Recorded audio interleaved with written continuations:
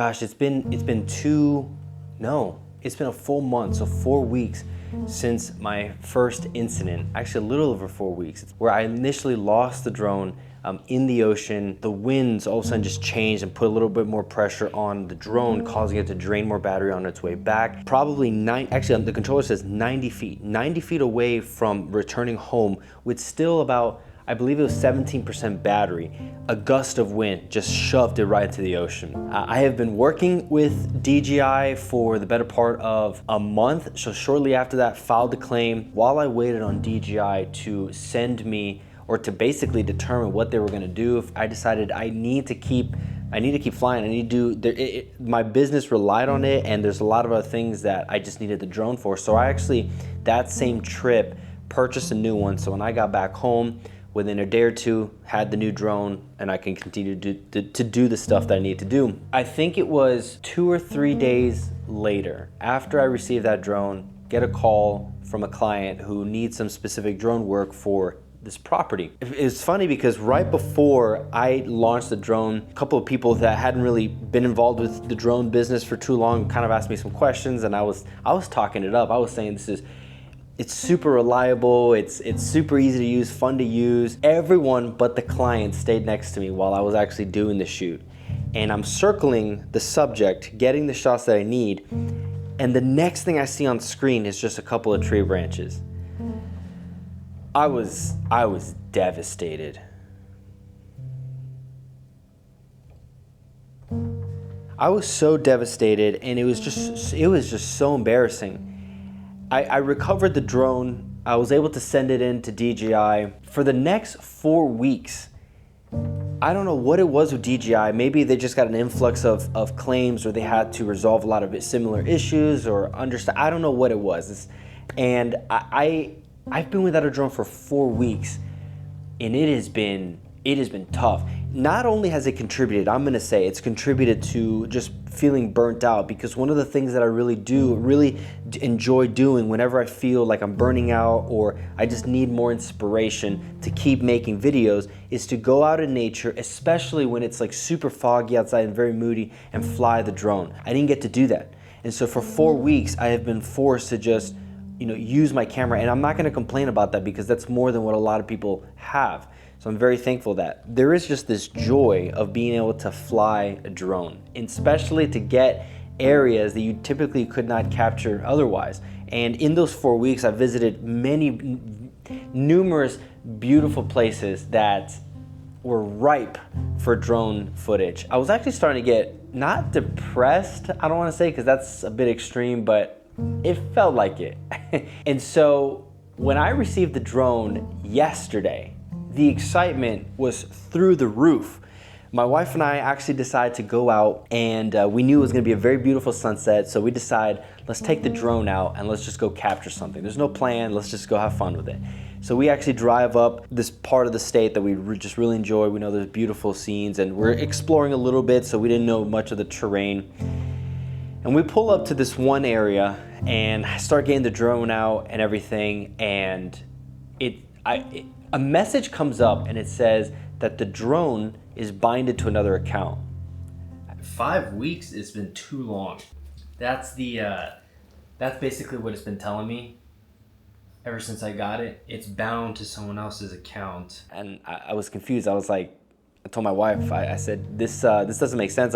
So there's two options. Either the drone belonged to somebody else and they sent me another one and it looked fine, or somebody logged in and registered that drone under their account, and I had no way of unbinding it. Unbinding it basically disrupts the link between the account and the drone. I can still use the controller, but the problem is on the controller it was telling me before unbinding it, I can fly up to 5 times, but if there's a collision or a flyaway, I cannot claim it and I can't send it in for repairs.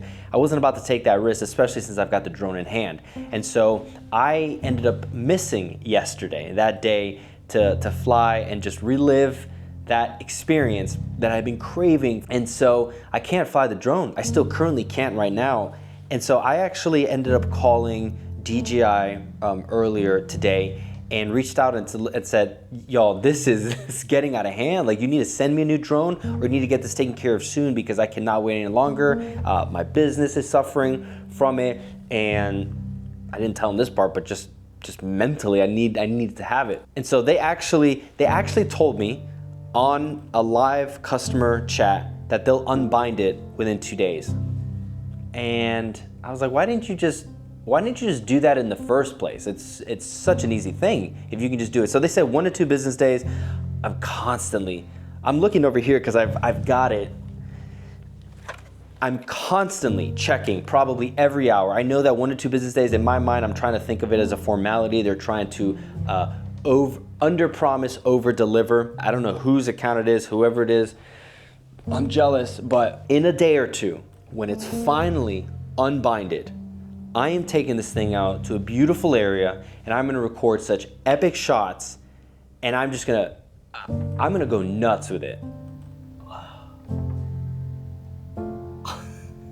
Unbinding successful.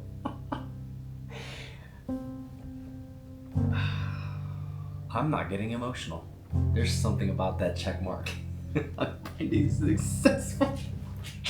Bound. Device bound to account successfully. Oh my gosh, that is a win. So I think I picked this piece of advice up from a YouTuber I'd seen along the way over the last year and a half. It might have been actually Peter McKinnon, or maybe someone he was interviewing, but they basically said, the best kind of equipment, because all the technology out there is just so good nowadays, the best kind of equipment is the one that you can afford to buy twice. And I took that literally and personally, and I'm glad I did, because it's true. Buy something, enjoy it, use it, actually put it to use for what it was meant for, and if it breaks, look, that's fine. You can go purchase another one because it's within your budget.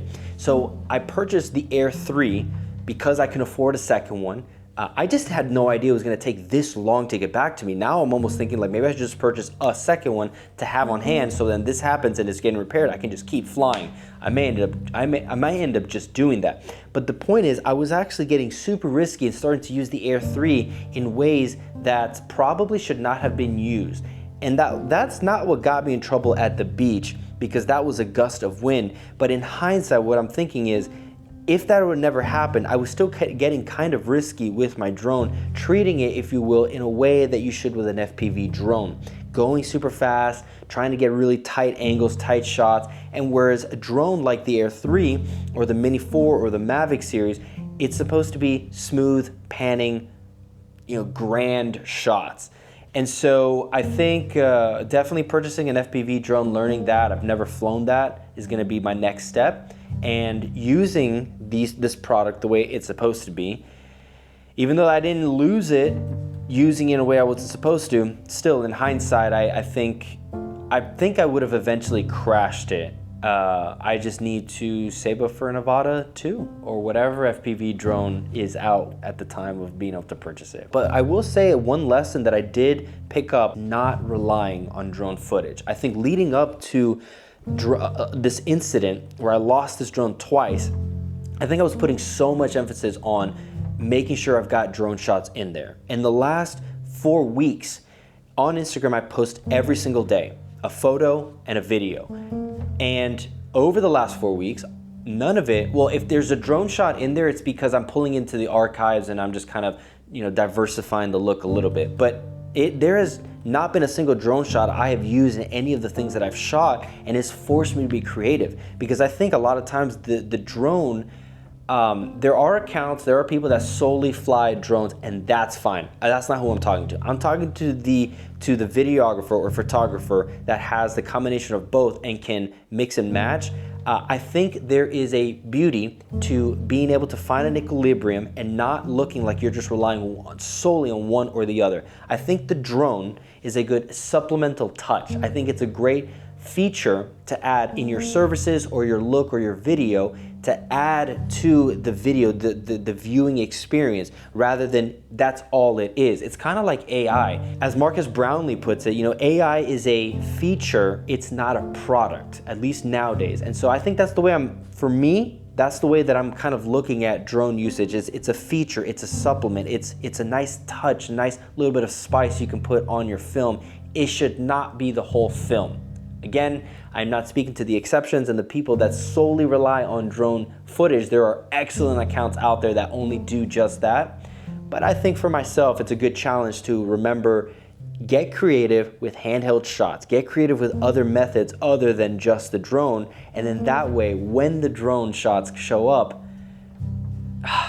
it's breathtaking. And I cannot wait for the next day or two to go out and fly this thing, because I miss it. I miss it a lot. You know, I just wrapped up a video talking about how much I really appreciate my drone, and I could not get it back at such a good time. I came out here just wanting to take one picture of sunlight coming through trees because I thought it was cool the other day. I did not expect this. Oh, wow. You can't beat this. This is delicious, man.